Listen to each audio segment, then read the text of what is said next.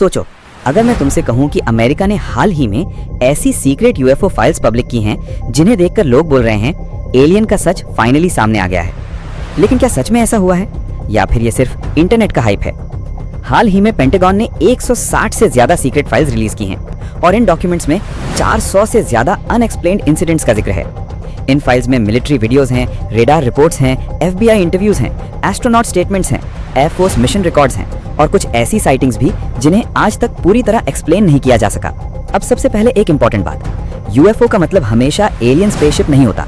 आजकल इन्हें यूएपी कहा जाता है, यानी unidentified anomalous phenomena.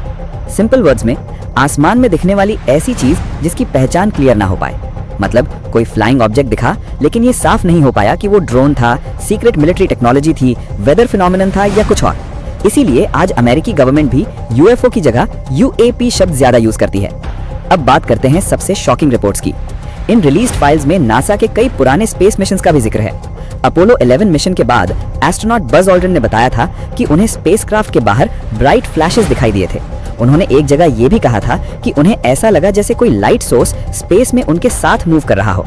Apollo 12 mission में एस्ट्रोनॉट एलन बीन ने भी स्पेस में फ्लोटिंग लाइट्स देखने की बात कही और अपोलो 17 मिशन में एस्ट्रोनॉट्स ने ऐसे ब्राइट पार्टिकल्स देखने का दावा किया जो स्पेस में घूमते हुए दिखाई दे रहे थे। एक एस्ट्रोनॉट ने तो उस सीन को 4th of July फायरवर्क्स जैसा बताया था। लेकिन इंटरेस्टिंग बात यह है, इन डॉक्यूमेंट्स में कहीं भी एलियन कंफर्म नहीं किए गए और यहीं से शुरू होती हैं कंस्पिरेसी थ्योरीज। कुछ लोग कहने लगे गवर्नमेंट सालों से एलियन ट्रुथ छुपा रही थी। अब बात करते हैं एक पुराने केस की। 1948 में नेदरलैंड्स के ऊपर एक मिलिट्री क्रू ने स्काई में एक स्ट्रेंज ऑब्जेक्ट देखने की रिपोर्ट दी। क्रू के मुताबिक वो ऑब्जेक्ट अचानक बहुत तेज स्पीड पकड़ रहा था और फिर तेजी से ऊपर की तरफ क्लाइंब कर रहा था। उस समय के एयरक्राफ्ट्स के हिसाब से ये मूवमेंट बहुत अनयूजुअल माना गया। शुरुआत में लोगों ने इसे यूएफओ समझा, कुछ लोगों ने कहा ये एलियन क्राफ्ट हो सकता है, लेकिन बाद में इंटेलिजेंस इन्वेस्टिगेशन में पता चला कि वो actually rocket assisted jet aircraft था। यानी कई मिस्ट्रीज का साइंटिफिक एक्सप्लेनेशन भी मिला। लेकिन प्रॉब्लम यह है, कुछ केसेस आज भी अनरिजॉल्व्ड हैं। 2023 की एक एफबीआई रिपोर्ट में ड्रोन ऑपरेटर्स ने क्लेम किया कि उन्होंने स्काई में एक मेटालिक ग्रे ऑब्जेक्ट देखा। उस ऑब्जेक्ट के विंग्स नहीं थे, कोई एग्जॉस्ट नहीं था और उसकी लाइट इतनी ब्राइट थी कि उसे क्लियरली देखना मुश्किल हो रहा था। विटनेसेस के मुताबिक वो ऑब्जेक्ट अचानक कुछ सेकंड्स के लिए रुका, फिर इंस्टेंटली गायब हो गया। अब इसी तरह की रिपोर्ट्स की वजह से सोशल मीडिया पर लोग बोल रहे हैं एलियंस रियल हैं, लेकिन पेंटागन ने साफ कहा है इन फाइल्स में कहीं भी एलियन लाइफ कंफर्म नहीं हुई। कई डॉक्यूमेंट्स हेवीली रिडैक्टेड हैं, यानी सिक्योरिटी रीजंस की वजह से उनके कई हिस्सों को ब्लैक मार्क कर दिया गया है ताकि मिलिट्री लोकेशंस और सेंसिटिव इंफॉर्मेशन पब्लिक ना हो जाए।